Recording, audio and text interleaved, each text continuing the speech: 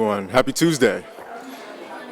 My name is Bisa Adeli. I'm the CEO at Education Forward DC. I want to thank you all for taking the time to join us for this very important conversation. As you all know, we are excited to be part of this vital conversation around how we recover and restore the promise of providing a high-quality education for all of our students here in the city of Washington, D.C. We know the past 3 years have been extremely difficult for students, for parents, for teachers, for staff, and these conversations are hopefully additive and helpful as we continue to think about what it takes to get us back on the path to recovery and performing better than we were even before.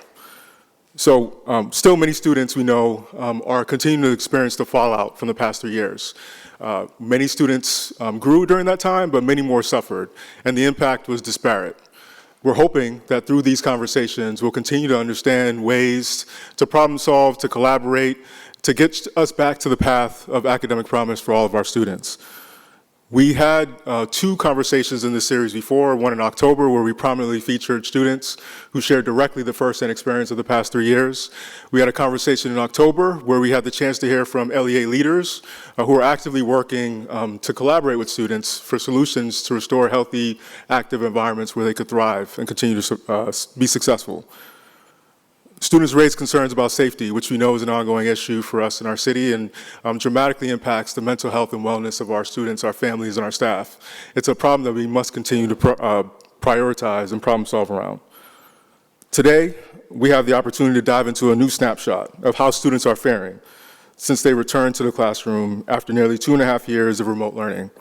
I want to thank our partner LEAs who committed to providing the social emotional assessments in the fall of 22, Bellwether for creating the report, and VPP+Raise DC for their leadership and partnership. Today we'll hear from policymakers, from mental health practitioners, from students, from school leaders, from parents, who are all collectively working to ensure that DC is supporting students' mental health and well-being better than before. I also want to draw your attention to our partner Empower K-12, who's also providing us with live updates and snapshots on how we're doing on our path to recovery. You all grab the dashboard, but feel free to visit empowerk12.org, where you can cut the data in various ways to see how students across our city are performing on this path to recovery. We'll be updating the dashboard with key metrics quarterly, so please feel free to visit that website as well. And so we're hoping that this tool will be useful as we continue to track how our schools are doing in serving our students. And so with that being said, I'll keep my remarks brief. I'm now privileged to introduce Tia Brumstead, the Assistant Superintendent of Health and Wellness at OSSI, who's going to provide us with opening remarks today. Thank you, Tia.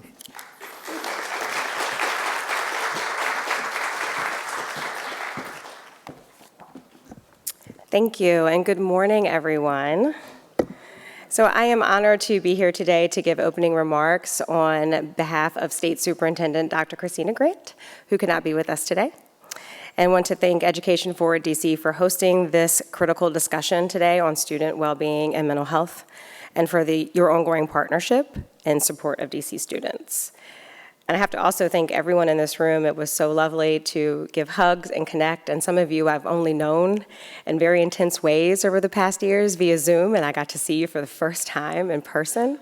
And so thank you for your unwavering commitment, and to our students and families in the room for your continued trust that you put in us. It does mean a lot. We want to keep earning it.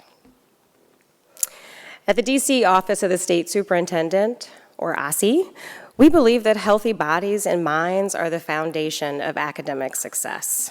And we know that our mental health impacts our overall well-being, and for our learners, a healthy mood and strong mindset supports their ability to be present, to be engaged, and to learn. Recently, OSSI released an ambitious plan that lays out a clear path for our next 3 years. And student and staff well-being is one of 7 priorities that will drive our success towards our vision that all DC learners of all ages and backgrounds are equipped with the knowledge and skills needed to pursue and thrive on the life path of their choice. And we are unapologetically committed, yes, that word is in our strategic plan, to supporting the physical, mental, and social emotional health of students and staff by promoting safe, welcoming, healthy, and joyful environments. Over the past 2 years, in partnership with DC Health, we've hosted 55 technical assistance calls to help share guidance and raise best practices from our schools and keeping our schools safe and open. And we did that when many jurisdictions were not able to. We have trained 286 school behavioral health providers in suicide prevention, and more than 150 DCPS and charter schools have received age-appropriate suicide prevention curriculum to implement with students in grades kindergarten through 12th at no cost to them. And we've also maintained our commitment to strong data collection during the height of the Omicron surge of the pandemic by successfully administering the biennial Youth Risk Behavior Survey at every single DC public and charter middle and high school. We continue to support the Department of Behavioral Health, community-based organizations, and schools in creating a citywide comprehensive school behavioral health program that will support every DC public school. And in this work, this January, we were recently awarded by the U.S. Department of Education $9.7 million over the next 5 years to recruit and retain school behavioral health providers. And this grant program is going to build on Mayor Bowser's significant investment in school behavioral health by ensuring that we create and sustain a pipeline of highly qualified professionals to support our schools. Through these and many other critical partnerships, we hope to further align health and education systems of support and address the needs of the whole school, whole community, and whole child, where schools, government agencies, community agencies, parents, and communities are learning from each other and working together to ensure our students are healthy, safe, and engaged. And this means not only the health and mental health of individuals, but also strengthening the climate and culture of our schools. And while OSSE, as the state education agency, is not the organization that is creating the physical, mental, and social environments for our students each and every day, that is the hard work of many of you all in this room, we recognize that we play a critical role in ensuring positive school environments increase, expand, and flourish across the city.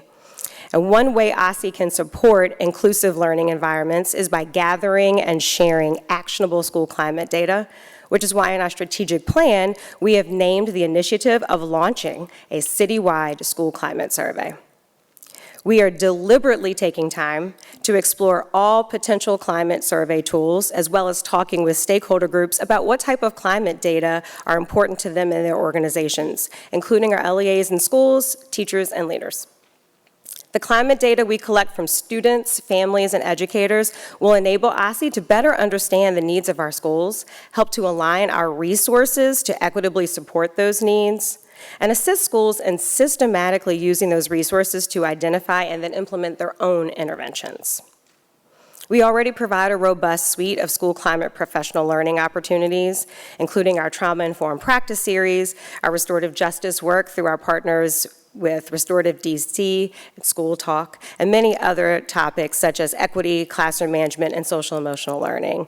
And we hope to leverage the citywide climate data to further direct and expand our professional learning opportunities, our technical assistance, and resources for our schools. And in tangent with this launch of a new survey tool, OSSE is also working to develop and adopt a set of social emotional learning standards as a guidepost in this critical work. Our amazing and excellent teachers, school leaders, and support staff who show up each and every day already know the importance of social emotional learning and school climate and its direct impact on academic learning. And this incredible and transformative SEL work is happening every single day thanks to each and every one of you, and we look forward to continuing to support that work. And so now I'm going to sit down and pass it back over to our amazing panel, which I'm very excited to hear from today, many of whom who are sitting on this panel have had the pleasure of working next to in this work day after day, year after year. So thank you very much for having us today.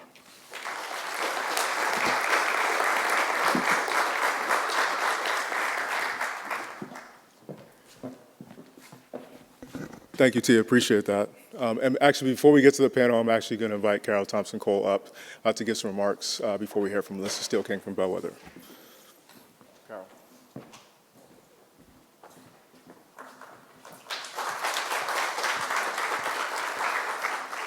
Good morning. I'd like to thank Assistant Superintendent Brumstead for her leadership in bringing measures of student well-being to scale through OSSI's work on school climate. We look forward to aligning with the district's Student Wellbeing Data Project for your work to ensure students and education leaders across the district have access to valid, reliable, nationally comparable, and actionable data on social-emotional well-being of our students. As most of you know, Venture Philanthropy Partners, Raise DC, is a philanthropic investment organization. We are dedicated to building an equitable Greater Washington for children and youth through strategic capacity building investment and through collaborations across sectors. Partnership and collaboration are the foundation of our work, which is why we are extremely excited to be working with Education Forward DC and Bellwether on ensuring the district's students' voices and needs are heard. That is why we chose to co-invest in this critical work with our longtime partners, Education Forward DC. We'd like to extend our gratitude to BC, Maura, Fonda, Naomi, and Matt for their partnership and perseverance in seeing this work through. From our earliest conversations, it was clear that we shared the same goal of supporting the universal adoption of a student well-being assessment across the district, allowing them to improve practices and ultimately student well-being. We look forward to continuing our co-investment for the next 2 years with the goals of increasing the participation of LEAs serving survey-eligible students, leveraging data analysis and research tools to better understand the social-emotional needs of our students within our unique local context, and supporting educators and school leaders in developing best practices to identify, implement, and sequence student supports and interventions to best address student needs. Supporting social-emotional well-being has long been an educational imperative and a priority of ours. It is a contributing outcome to all 3 of our priority issue areas: early childhood, career and college readiness, and boys and young men of color. Across various measures, student social-emotional well-being has deteriorated during the pandemic, exacerbating previous gaps based on student groups. A 2020-2021 DC State Board of Education report of the Student Advisory Committee found that mental health was a concern for many students, citing loneliness, family issues, heightened anxiety, technology troubles, and excessive workload, and that these were contributing factors to lower rates of class participation, engagement, and productivity. It is not a stretch to imagine how these outcomes might undermine children's achievement and positive academic outcomes and put increased numbers of children at risk of disconnecting from school altogether. Additionally, teachers and school leaders interviewed by the DC Policy Center as part of the 2021 State of Schools report identified the challenge of supporting student mental health and well-being negatively affected the mental health of adults. While schools have hired additional mental health staff to support students, initiated partnerships, the district's ability not to quantify the need for supports and intervention and deploy them strategically has been hamstrung by the lack of quality, comparable, and actionable citywide data on student well-being. I would like to acknowledge the roots of today's findings that have in the work of Raise DC, and particularly the members of the 9th Grade Counts Network. In 2019, this group of LEAs, government partners, and community-based organizations identified the creation of comparable social-emotional data as a priority for supporting the academic and co-academic outcomes of students making the challenging transition to high school. 6 LEAs participated in VPP+Raise DC's Panorama pilot in 2021. We are grateful for their commitment to the well-being of their students and their leadership in prioritizing new data collection. Today's report and the future of the district's Student Wellbeing Data Project would not be possible without their contributions. The pilot focused on understanding how schools support the belonging and attachment to schools of students and caring adults. Given historical and persistent inequities in these students' educational environments and experiences, it's an issue that demands further exploration citywide. The pilot was deemed successful by participants who were able to have actionable data and by VPP+Raise DC as the backbone in supporting adoption and implementation of a common data set. Learning from that pilot has propelled us to be here today to expand the work and to now share the results of the 2022 survey. As you will see, more LEAs and students have participated. More educators implemented strategies to support students based on this data, and yet there is much more to do. As we look to the future of this co-investment, we are excited to welcome new LEA participants into our Year 2 cohort. If you're interested in joining this work, are willing to share your priorities for social emotional assessment, or have questions, please reach out to the VPP+Raise DC or EdForward DC teams. So now I'd like to welcome Melissa Steele-King, partner and evaluation leader in the policy and evaluation practice of Bellwether. She will present the findings from the report, Students Speak, a Snapshot of Youth Wellbeing in the District of Columbia.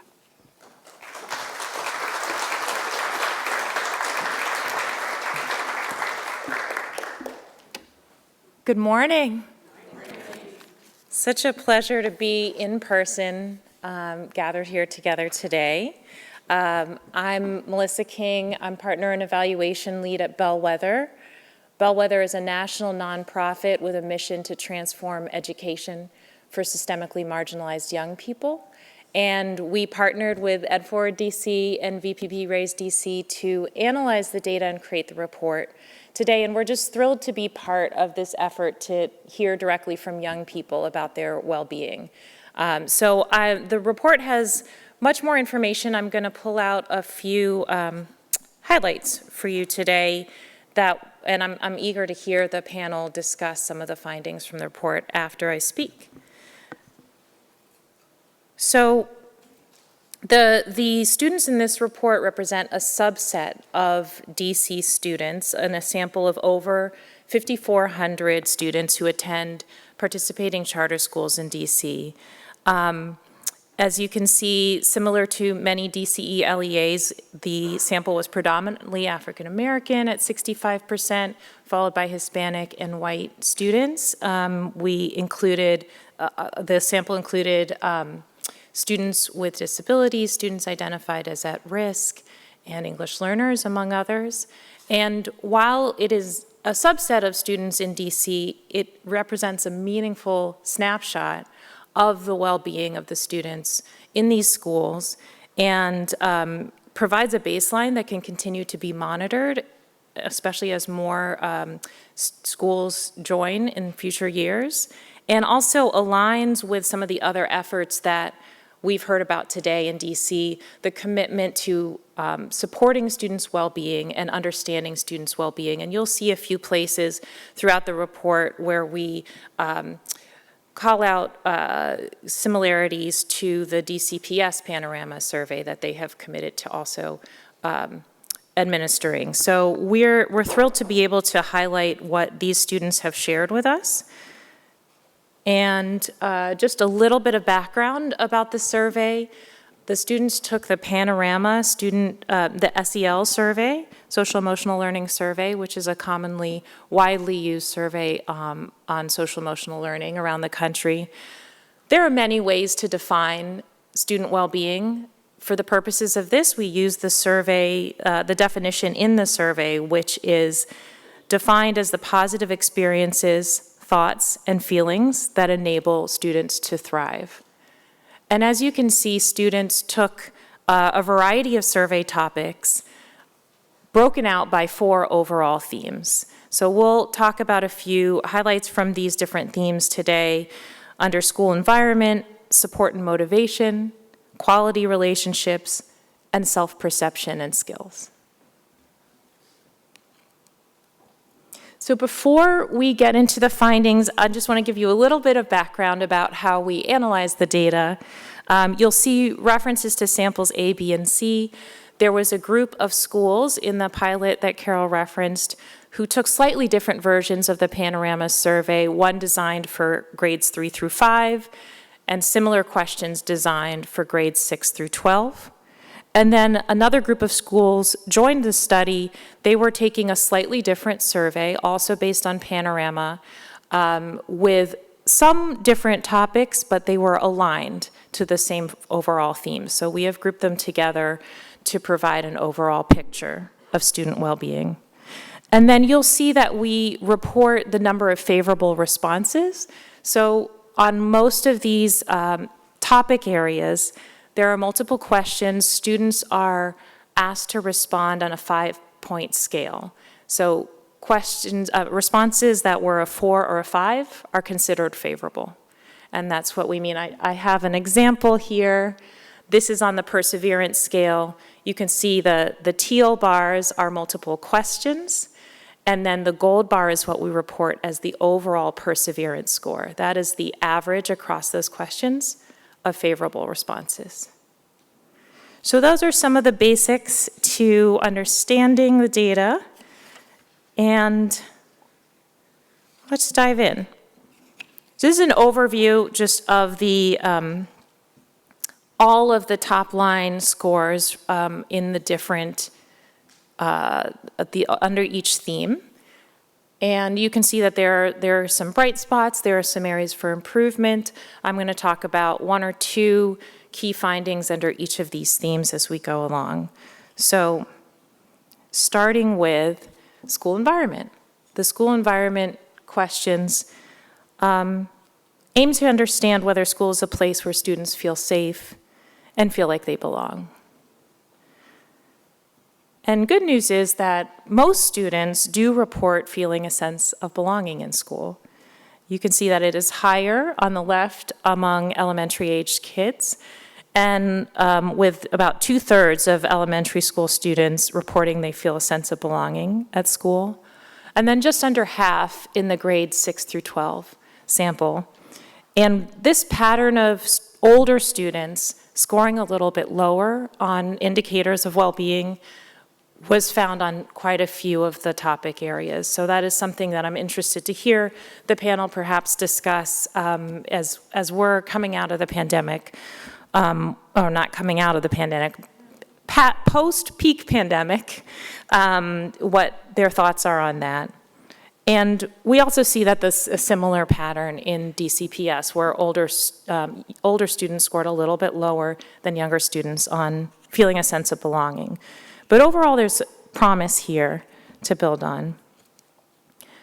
By contrast, far fewer students confidently reported feeling safe at school, and this obviously is a factor that can affect students' feelings of belonging in the school building. These questions, by the way, focused on whether students felt that they were likely to were likely to experience violence at school, frequency of physical fights. If somebody is bullied at school, how likely is it that you can find an adult to help? So it deals with feelings of safety related to school rather than outside in the community. And you can see that, particularly in high school, in the gold bars, only 1/5 of students or less reported really feeling confidently safe at school. And we've pulled out also one of the more concerning findings, that 1/3 of students said it was likely that someone from school would bully them online. So again, with students spending a lot of time online, this is definitely an area for greater investigation, understanding. Another factor that can affect feelings of belonging at school is the feelings about diversity and inclusion, cultural awareness and action. And it should be noted that although the ratings were somewhat lower on diversity inclusion, of course, in any given school, the demographics of that school are often due to systemic factors that are probably out of that school's particular individual control. So that makes some sense that the ratings of diversity, but also it should be noted these questions probed for inclusion across race, culture, and ethnicity, asking students, do you have friends of other races, cultures, and ethnicities? Are students of these along these lines of difference treated fairly by students and adults in your school? And then the cultural awareness and action scale asked about conversations about race-related topics. Do people have honest conversations about race, ethnicity, and culture? Do teachers encourage you to learn about people with differences from yours? And so, again, excuse me, older students gave lower ratings here. And so, again, that's something to think about as we see lower ratings amongst older students on sense of belonging, whether this can play a role in that as well. So that is some school environment factors. Moving on to support and motivation. Do students feel supported by their teachers and motivated to do well in school? Good news here is that most students value school and feel it is important to do well. And we see that some national research shows that. And, it does, again, we see the pattern with older students scoring a little bit lower, but it's still more than half of older students also say, yes, this is important to me. And along with that, students feel that their teachers want them to do well and expect them to do well. So, and this is noticeably similar across grade levels. So students feel confident their teachers are rooting for them, and we see similar results in the DCPS Panorama survey. Now, in contrast to that, there seems to be a mismatch in terms of engagement. And I know, Carol, in your remarks, you talked about some of the factors that can affect students' engagement at school, and we're seeing some of that here, especially in the older grades. As from 7th grade on, less than a third of students responded favorably on questions about like being excited to go to class or feeling interested and eager to participate. And so that is definitely something to watch and try to understand more as we recover from the pandemic. I'm going to move on to the quality relationships theme, exploring where students have quality relationships at school and outside of school. And this was one of the most strong findings, that a strong majority of students reported that they have support networks in and outside of school. So this could be peers, family, adults in school or outside of school. And this is so important for students' resilience as you're facing tough times. So that is a heartening finding. We did see that for students, those support networks don't necessarily include teachers, particularly at the older levels. Among younger students, you do have students saying that teachers are people they turn to for support. But in the high school grades, it suggests that high school students are not necessarily feeling as connected to teachers as the younger students are. And then finally, self-perception and skills. Do students believe that they can achieve academically and that they have the skills to succeed in school, career, and life? And you'll remember that most students felt that their teachers had rigorous expectations of them. It seems like only half or less of students reported feeling confident in themselves that they can achieve academically. Again, these are questions about how sure are you that you can understand complicated ideas in class, or complete all the work that's presented in class, or learn all of the topics taught. So there is a potential mismatch there between the expectations and the belief that teachers hold and the self-perceptions of students. And this is actually fairly consistent across grade level here. And similar, again, to what was found in the DCPS survey. This is another scale. This is the perseverance scale, asking how likely students are to keep working toward an important goal, even if they experience failure, if they have setbacks, if it's taking a long time.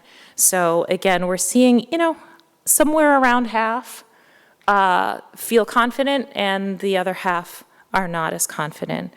So again, something that I'm interested to hear if folks who are working directly with students see these kinds of patterns in students as well. And so I'm just wrapping up. Just a few thoughts and recommendations. Again, as we saw across many questions, older students reported a more negative experiences or just scored lower on some of these indicators of well-being. So it's worth investing the time and resources to understand what's going on with older students, what are the factors that are impacting their experience, and the factors that enable younger students to have more positive experience on these indicators. In addition, less than 40% of students responded favorably to those items about student engagement, and so that is an area where it will be a great opportunity to center student voice and to hear more from students about what are the factors that affect their feelings of engagement in school, and how could schools and teachers and educators help address that. We wanted to call out the responses around diversity, inclusion, and cultural awareness in action, which obviously can be very important to students' feelings of belonging at school, and is something that educators need training and benefit from training to do well, to have conversations to draw students into engaging around their own experiences with race, ethnicity, and culture. And then finally, just emphasizing the importance, as we're discussing here today, of hearing directly from students in order to understand and improve their well-being, and for educators to have access to data over time and comprehensive data about student well-being across DC. As Carol mentioned, if this work will go on, for anyone in the room who is interested in joining, you can see contact information here, and please do take a look. There's a QR code here if you're interested in the full report. It came out today. It has much more information about some of the different demographic groups and other trends within the data, and we definitely welcome you to take a look and see for yourself. So thank you very much.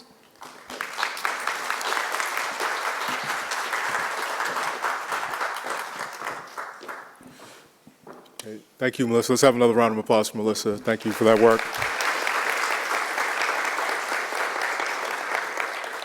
So before we dive in with our panel, per the last recommendation, we thought it was important to share these results with students and get their perspective on what this means for them. So we have a short video that we'll share with you today before we jump into our panel. Thank you.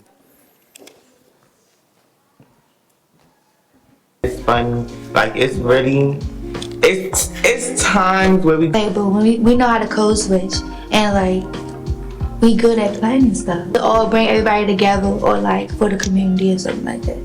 I feel more engaged. Like if the teacher is more confident and like I feel like I can talk to them and we can have a conversation. And it's hard, but we get it, we gotta do work, but at least switch it up because it's gonna get boring. We're gonna be used. You'll hear something you told to a specific teacher from another administrator, and you're like, how did she find out about that? Or how did he find out about that? Like adults in general is trying to put your problem. Going through something. I don't need your input on it. I don't want to hear about your problems. Especially when they say, oh, you haven't experienced hard yet. You might have went through something. And when we keep going into obstacles. We can't do nothing without needing an adult to back us up, and it's like, are we not, you know what I'm saying? Like, are we not enough? We are mature enough to be enough. Right, especially, I mean, ideas, and she feel like you can't open up.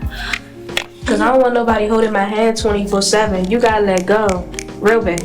Right. Everybody should like just be curious of how other people feel. Like if I feel a certain way, you know, I would like somebody to check on me or like, you know, give me some spaces. I feel like those students just dropped the mic, so Yeah. I got big shoes to fill here. Thank you so much, Beezy, and thank you to Ed Forward and to VPP for hosting this amazing event. I know I've overused this joke today, but I'm so excited that mental health and well-being is finally trending. Yay! Really great to have this topic, and I'm going to tell you a little bit about myself and have a few points I wanted to make, but I'm going to go quickly because I know we're running a little late and I want to hear from all of our panelists who will introduce themselves once I start with questions. Beezy said, my name is Marisa Perella. I work for Mary Center. Years ago, I initiated and developed the school-based mental health program and was an early advocate for the school-based behavioral health expansion with many of you in the room. And I am now currently, with the support of Ed Forward, starting a clinical fellowship to train more providers to work in schools, more mental health providers to work in schools, because we know we need them. And a couple of just pieces of things I wanted to mention today was, that hasn't already been said, is really, you know, when we talk about mental health and wellness in schools, and we talk about all the different disciplines that are involved, what is at the heart of this is always relationships. Mm-hmm. And students have been really telling us that in so many words for many, many years. So it's very exciting that I in this, what do we call it, post-height COVID time we're in, that we are really paying attention to what students are telling us and really focusing on relationships of all kinds in our interdisciplinary work. And the other thing I want to note about focusing in on schools is school mental health is really an issue of health equity. If we're going to close gaps, we have to have mental health practitioners training folks in schools and being in schools for students. If you have resources, you can go find a mental health practitioner and pay your $265 an hour, however much they're charging, and be done with it, and take them after school and in the evening.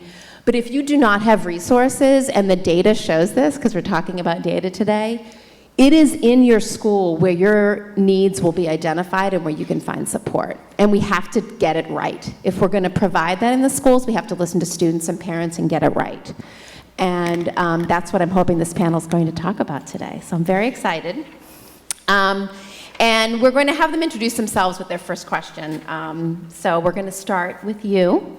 Vielka Scott Marcus, you are, well, why don't you introduce yourself and then I'll ask the question because it's related to your work. Awesome. Okay. Good morning, everyone. I am Vielka Scott Marcus, and I am the Chief Academic Officer for Friendship Public Charter Schools. And I'm excited to be here to talk specifically about our data, but also hearing some of the highlights today. There's a straight line to our individual LEA data that is resonating. So happy to be here. Thank you. So Vielka, Friendship uses diverse forms of data, as you mentioned, from surveys to student town halls to understand what students need. How do you use the data to make decisions within the school? So we use the data in several ways to make decisions. The first entity or the first sort of line of fire is to get the data in front of school leaders. Our school leaders make change happen. They are side by side with scholars every day in the work. So bringing the data forward was very illuminating in January, February, when we presented it at a school leader meeting. And the disparity of our elementary and middle school students' data in comparison to our high school students was pretty alarming. And alarming from the standpoint that when our students enter high school, when we believe potentially that they have a different level of independence, we back off a little and we put more ownership on what they need to do and what they need to be responsible for. And we recognize that that is not necessarily the case.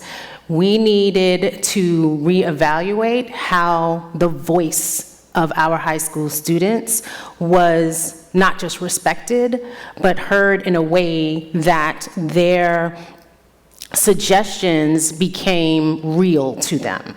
And so our data is centered around the inputs of children and the inputs of the scholars that are not just at our high school level, but how they matriculate through our campuses. So we use it in a multiplicity of ways, but using student voice as the probably the most important in this work. And the students told us that's what they wanted, so that's great. Bren, I know that DCPS is rethinking school so that it meets the needs of all students. What are some examples of what that looks like if we were to walk into a school today? What does that look like? Sure. Am I on? Yeah. You're on, yeah. So good morning, everyone. Bryn Elliott, the honor of serving. I have new glasses, and I'm realizing they're not working well for folks up here, so I'll take them on and off as appropriate. I have the honor of serving as the Chief of School Improvement and Supports for DC Public Schools, and one of the areas that I lead in DCPS is around high school redesign, but also school improvement and specifically supporting our schools that are the lowest performing schools. So when we think about revisioning schools, we're thinking comprehensively for all schools, but most specifically those places where students are furthest from opportunity. A few years ago, we redesigned two of our high schools, Anacostia and Blue High Schools, and we decided on the front end that we wanted to do that work in collaboration with families, not for families and not for students. And so we spent a lot of time doing empathy interviews with students, with our parents, with our community to figure out like what is the school that they want to have that meets the hopes and dreams that children in those communities and their families had for their future. At the same time, really ensuring that we double down on rigor and addressing gaps in achievement that were persistent for families and students in those communities. So when we're thinking about what does that mean for schools, from the very beginning, it is co-creation with families and students, and it is also thinking about not just the academic needs, but the social, emotional, and academic needs. And so in those two models, we spent a lot of time thinking about healing-centered practices. How do we address trauma that students are coming to school with that are barriers to them thriving in schools? So, you know, what are the ways that we support that? Most importantly for our students, but also for our teachers who are experiencing secondhand trauma often and repeated trauma as they're trying to support students who are furthest from opportunity. So I think those are the core things that we lean to when we think about high school or any school redesign. Can you share just a couple of ways that students and parents felt that the schools should be different, very specific ways that they shared? Sure. So mental health was really important in both of those redesign models. So how are we ensuring that we are addressing the whole needs of our students? They also not just wanted mental health, but other resources. So one of our strategies was to have connected school managers in each of those schools that would connect students and families to resources both in school and in their community. Another key component was to add a student experience coach, because young people, and I think we heard that from the video with our students, a lot of concerns around the whether what I'm learning in school is meaningful, whether it's engaging, whether teachers have really thought about what I'm experiencing from a student lens. So we added student experience coaches because they wanted that authentic experience. And I think sometimes we don't listen to families and children enough because they have big dreams. I mean, they have really big dreams. I think if we, on the front end, plan with young people and families and kind of backwards plan from those big dreams, then we're able to design schools that are really engaging and young people are thriving and really receive an education that prepares them for their future, the future that they're envisioning. Thank you. Dawn Foreman, we heard students identify that when their teachers aren't well, it's harder to be engaged in school. And these students in this video talked to us about that. How do you frame the connection between student and teacher wellness? Hi everyone, I'm Dawn Foreman. I work with Turnaround for Children. We've been working in DC for quite a long time. We partner with DC Public Schools. We've done some work with charter schools, but not quite as much. Our focus is on whole child development, and originally when Turnaround was founded back in 2002, it was really about understanding trauma and how trauma impacts learning and development. And you know, you hear Dr. Elliott talk about students furthest from opportunity. Those students are coming to school and they need school to be a safe place, because sometimes from where they come isn't feeling safe, and we listen to teachers being checked out or not being invested, and we have to think about what's happening with our teachers. It's a different age and time now in school where, you know, when children were at home learning, they did experience academic learning loss, but they learned. They were learning in their communities and everything, so their brains pruned away all those pathways of how to act in school and how to sit and do work and interact with the teacher. So, you know, when kids came back, I think schools picked up where they left off on March 13th or whenever school was over, and let's just get back into learning.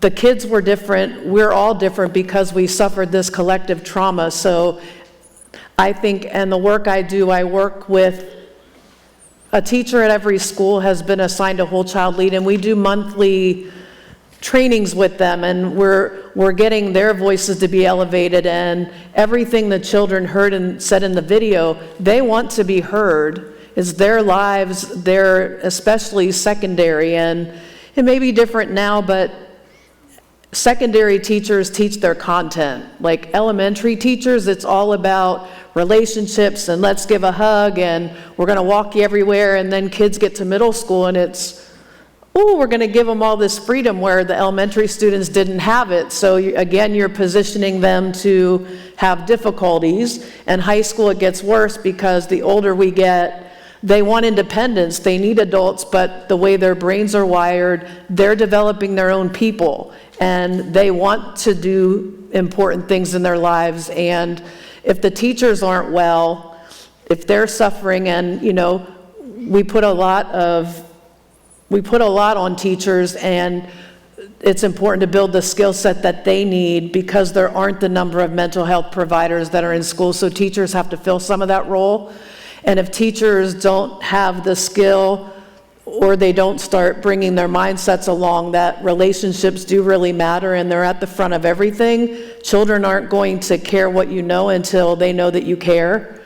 And adult wellness really has to matter, or children aren't going to, you heard it in the video, they're not going to show up the way that they need to, and school's not going to be exciting because teachers, you know, they don't want robotic teachers. They want teachers who are going to engage them and motivate them. And I know I have you all sitting here, so hopefully you're agreeing.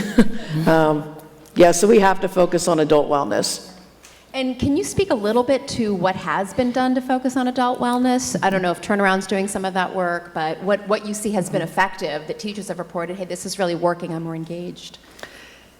It's funny, just as we say student voice matters, the teacher's voice matter. They're the people most proximate to the work, and their voices have to be heard. And I think there's this desire for some flexibility, like there's still a ton of emphasis on standardized testing, and that takes away a little bit from what we're trying to do when, you know, you have the whole DC initiative and educating the whole child and looking at the adults. One thing we focus on with the schools that we partner and the teachers and central office is the importance of relationship and which students do you know and which don't you know.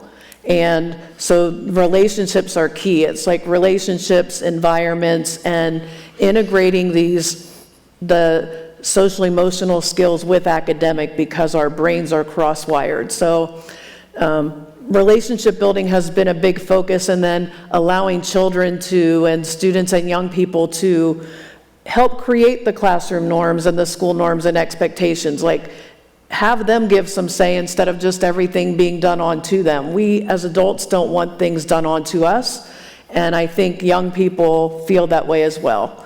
So those are some things I've seen happening in schools. Thank you. In mental health, we talk about that as a parallel process. If you're treating your teachers well, they're going to treat the students well. Yeah. Very excited to introduce Dominique Moore. Why don't you introduce yourself for a moment, and then I'll ask the question. Okay. My name is Dominique Moore.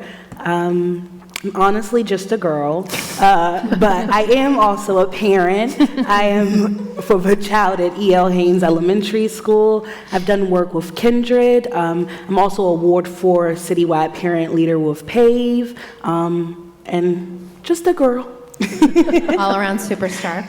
I know, Dominique, you think of school as a community effort, and your experience shows that. As we continue to emerge from this pandemic, how can we continue to build that community to support wellness, and what do you see as working well right now? Because a lot is working well. What do you see? Yeah, absolutely. I think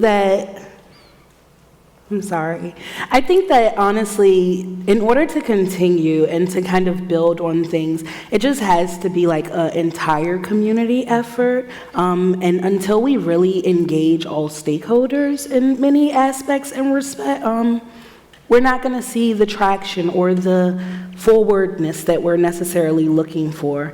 So I think that for me, having the community involved and seeing that partnership with school is educating all pupils on what mental health is actually, so that people know where they are. Mental health very much goes hand in hand. While it is a school that we're looking to be that hub sort of to like get the resources to the families very much have to also have those mental health resources. And as I shared with you, my journey in parenting has been completely transformed through some of the services that I've been able to receive, whether it's parent-child interactive therapies or it's the resources and the community at E.L. Haynes. It's just that whole picture that really helps us to change the trajectory of a child's life. It sounds like what you're talking about is the community school, which I think you mentioned, connected schools, and what that is, right, is bringing services into the school and making the school the hub, and that's been really impactful. Yes. I want to go back for a second to Dawn and to talk a little bit about the brain science, because I know Turnaround really focuses on that. Like, when we think about what children need to really learn, what does the brain science tell us and how that's connected to our mental health and well-being?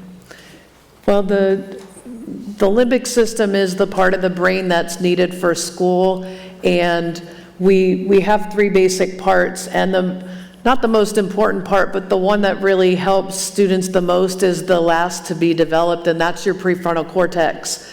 And if we aren't focused on mental health and wellness, what happens is the emotional part of our brain, the amygdala, keeps us in fight or flight. And that just basically, la, la, la, la, I can't hear you.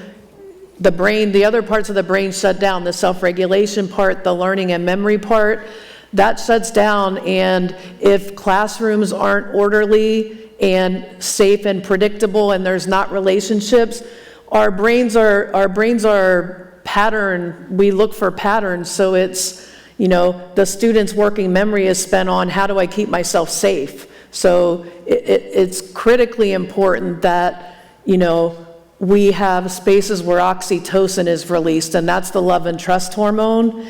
That doesn't happen when things don't feel safe and predictable and orderly, and that I feel a sense of belonging. What happens is the hormone cortisol is flooding through brains and bodies, and that really impacts everybody. It's, Turnaround started with, focusing on trauma, but whole child is what's good for everybody, and everybody's brains work in the same way. When we talk about what's happening with students, the same thing are happening with the adults. If the adults don't feel safe and there's administrators who are going in and they're only focused on what's not happening, or they're not feeling safe and supported, their amygdalas are on high alert, and they have a very short fuse then, and that's often what I think the children and the young people experience from their teachers. The teachers aren't feeling safe, so they're in fight or flight. And some of this, like giving students voice, that requires teachers to give some of that control away. And I think they're really afraid that if they do that, the students are going to take over. And in fact, if the teachers would build relationships with the kids, and it's a community where we all learn, that's all students want, and they will like rise to any level for a teacher that they know has their back. So it's really important to think about what's happening in the brain, and that impacts our body. And so we don't want kids in fight or flight. We want kids in a relaxed state where they can learn and remember content and make good choices and regulate their own emotions and behaviors. Adults have to model that. And that's not an automatic skill adults have. Like, just like with kids, that's something that can be built in everybody, because our brains are malleable. It's exposed to experience. So if we have good experiences, our brains are going to develop healthily. And if we don't have good experiences, if our context is negative, our brains aren't going to develop as needed.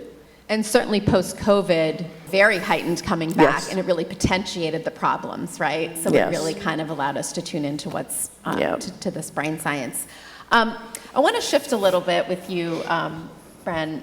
DCPS Becoming integrates the whole child and the anti-racist lens. So I want to move and talk a little bit about the anti-racist lens. Why is it so important to integrate those two things? Sure.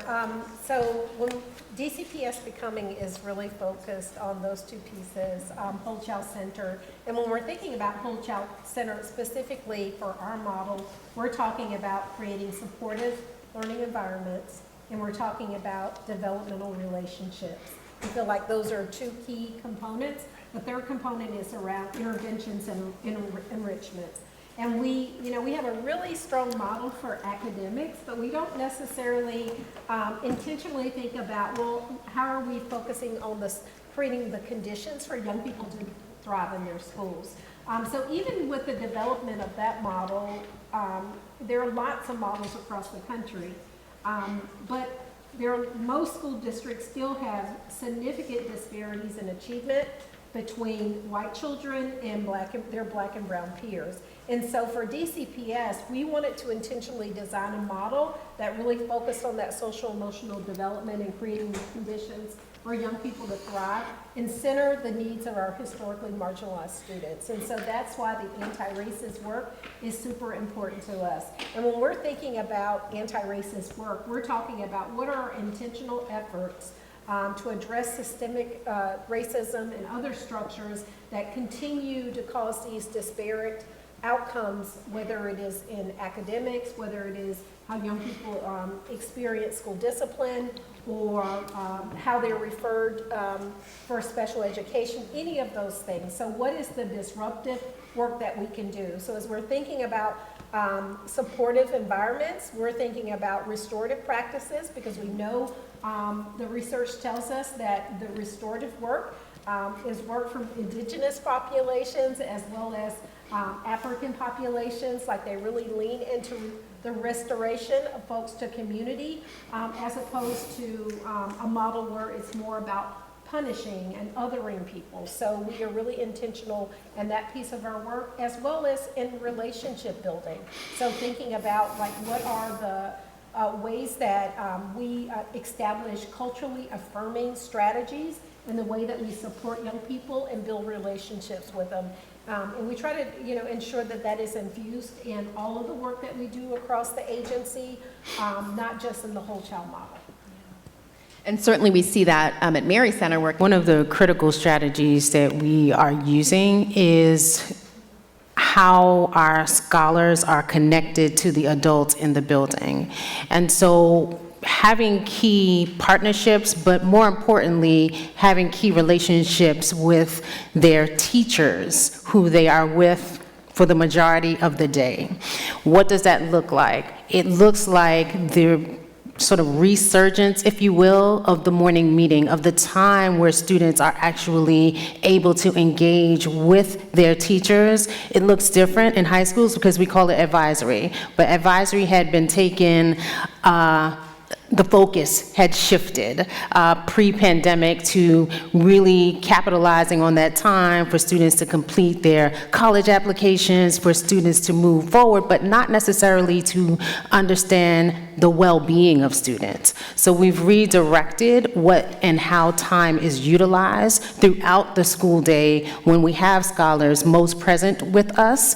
And so it looks a little bit different, obviously in elementary and middle, but in high school, the theme remains the same, that the well-being of scholars happens upon entry. We need to know exactly how you're coming into the building to be able to make any adjustments or any pivots that need to be made in the moment, but more importantly, over the course of time.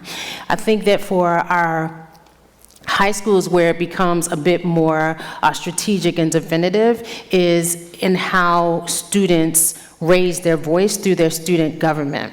We try to ensure that both of our high school campuses are very present with how students are influencing their day-to-day experiences. And sometimes when we don't think that we're going to hear certain things from scholars, those moments provide us opportunities for things that we may not have considered as adults in hearing from our students, right? So it's a balance of using time that we have available to us, but how we use that time is a bit more intentional and not sort of left to the wind, right? To just kind of hear. Yes, relationships, trust. Trust is a very critical factor. It is one of our core values as an organization, integrity. But if we don't model integrity as adults, then we can't expect for scholars to exemplify what that looks like. And a key entity is trust, and we talked about that a little bit before. Students who trust the adults that they're interacting with have a very different interaction with them than those adults that they may not have that same level of trust with. And they will rise to the occasion. They will rise to the expectations that we have for them as adults, because they know that any step of the way, we are going to be there to support them, not just to complete high school, but also beyond high school in their college and career trajectories. Dominique, down there at the end. As a parent, you're here, you're listening to all this as a parent. How do you and your fellow parents want to be involved in schools as they make these decisions, as they employ these programs, as they think through the mental health and well-being? What role can parents play, and what do you play? That's great. I don't think I turned this back on, I'm sorry. I don't want to get in trouble, so let me make sure I click that button.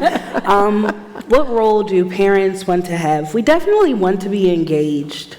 That's very much important. And engagement comes in a lot of different shapes and sizes. And sometimes it takes that one-on-one interaction, that frontline interaction, not necessarily a survey all the time, but we do love our surveys, but we want to be engaged, okay, first and foremost.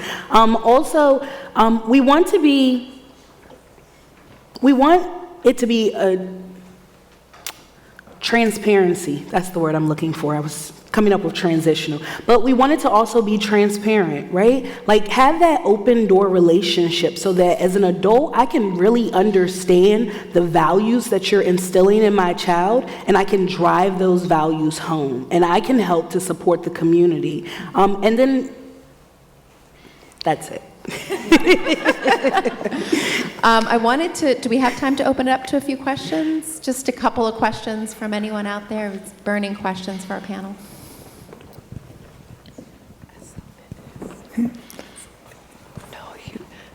That's so important to hear what parents want. Because it's often Is that you, felt Eric? like parents don't want anything to do with this. That's so wrong. Hi, thanks everyone for being here. Good morning. So the questions have been asked a couple of times. Our students are identifying they're looking for opportunities to be engaged, to be respected, to find authentic learning experiences. We are very quick to create new initiatives, but there are groups and programs that are doing this work. And before we could learn from them, replicate them, expand them, we have to identify them.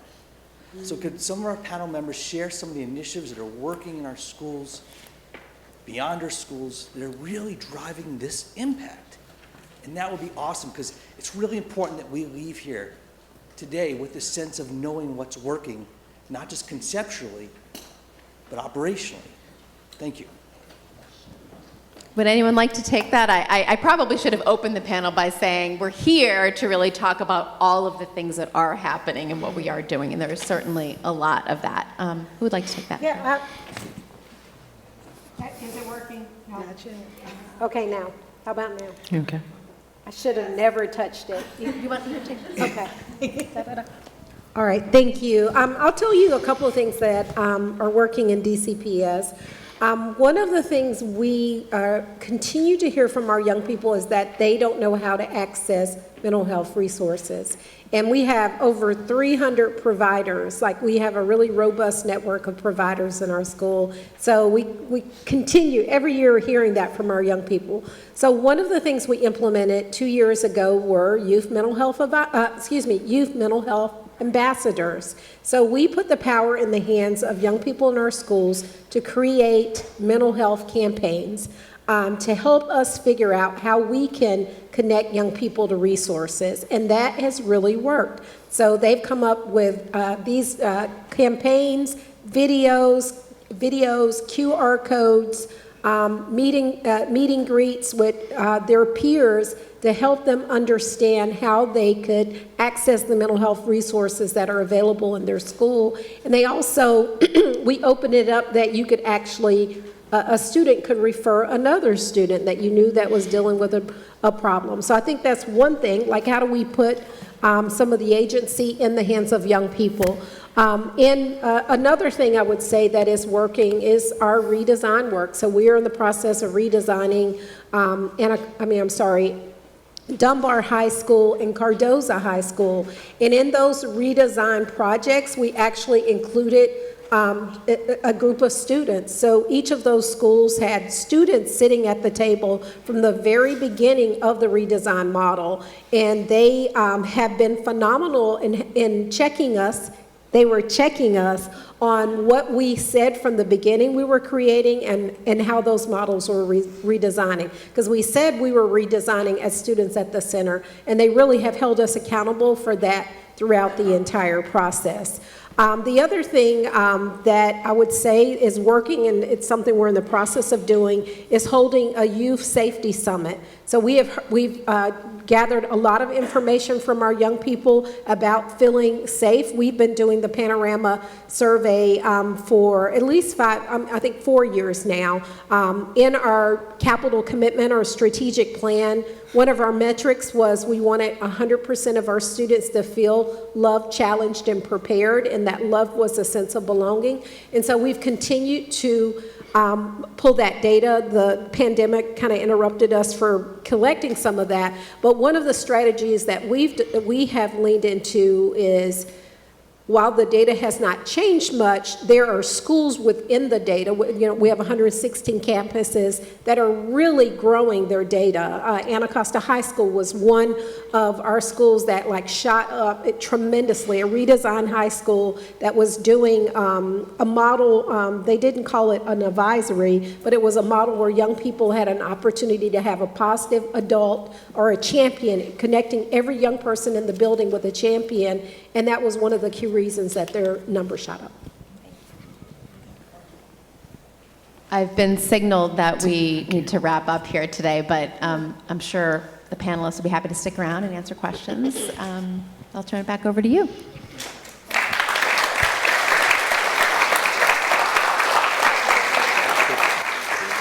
Thanks again to our panelists. Feel free to return to your seats. Thank you so much. Take my water with me. In closing today, I'm excited and honored to welcome Joseph De La Torre. Joseph is a senior at Benjamin Banneker High School, and he's going to give us our closing remarks today. He originally wrote these remarks in Mr. Goldfarb's DC history class as part of MICVA Challenge's Project Soapbox, which calls young people to speak out on issues that affect them and their communities. So please welcome Joseph for our closing remarks.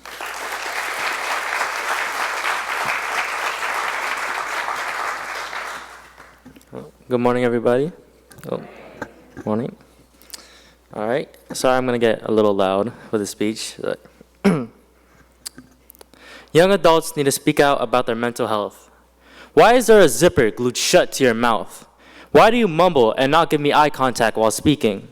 Why is it that I have been your greatest friend since we both came out of the womb, yet you can't let me know why you haven't been taking care of yourself?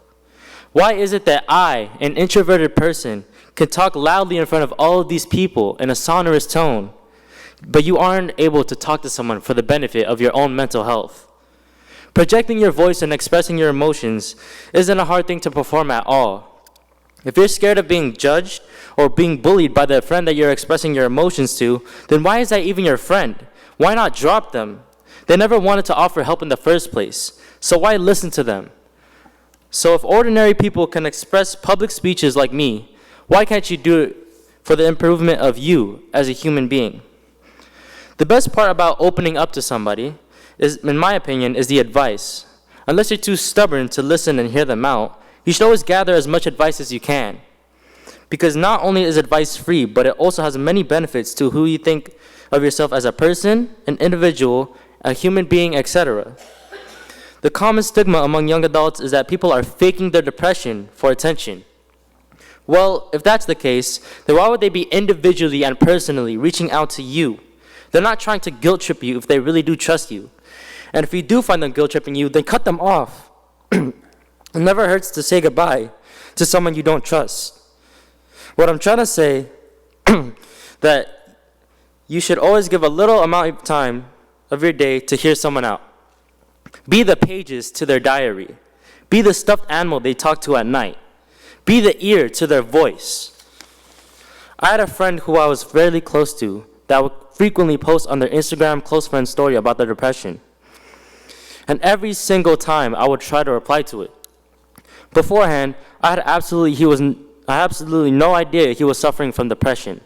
I would remind him constantly that killing himself would be the first thing from worth it. One day, he claimed he would attempt.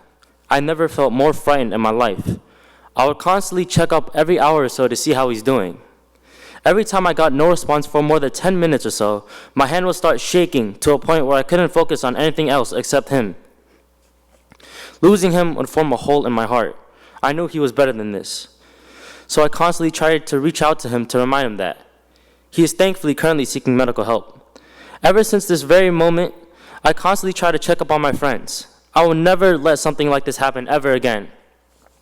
According to the National Mental Health America organization, roughly 60% of youths with major depression do not receive any type of mental health treatment. One of the possible causes for this statistic is that they're too scared to talk to someone. Why is that? Are they scared that they're going to get judged even more for it? Don't you think people can prevent that? Why, of course. Why do you think they're still struggling with depression in the first place? They need someone to vent to. Venting isn't something difficult to do. Simply talking about your mood can highly affect your wellness and benefit yourself by simply just letting it all out. Some people don't have enough money to pay triple digits for an appointment with a therapist, so why not just talk to the closest people around you? And if that isn't applicable, call the suicide hotline 988. It's totally free. All of these options are absolutely fine, but holding it in, SH, or suicide should absolutely never be the answer. So instead of holding a rope into the shape of a noose, hold one in the shape of a life buoy. Thank you.